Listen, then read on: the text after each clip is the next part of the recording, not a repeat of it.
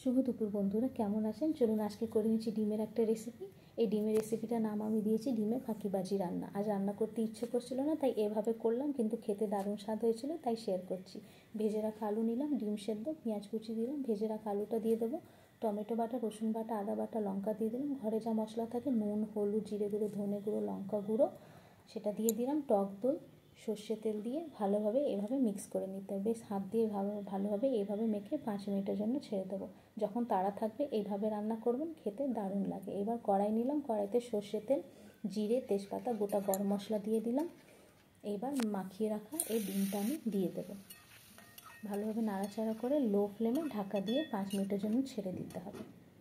একেবারে লো ফ্লেমে ছাড়বেন। এবার ঢাকাটা খুলে দেখছি, এবার আমি ক্যাপসিকামটা দিয়ে দেবো। ক্যাপসিকামটা এইভাবে দিলে ক্যাপসিকামের কালারও যায় না, স্বাদটাও বেশ ভালো থাকে। আবার ঢাকাটা খুলে দেখে নিচ্ছি, আলুটাও সেদ্ধ হয়ে গেছে, ডিমটাও রান্না কমপ্লিট হয়ে গেছে। এইবার তেজপাতাগুলো উঠিয়ে আমি একটু ফেলে দিলাম। এইবার আমি একটু ধনে পাতা দিলাম। ধনে পাতা দিলে খেতে দারুণ স্বাদ হয়।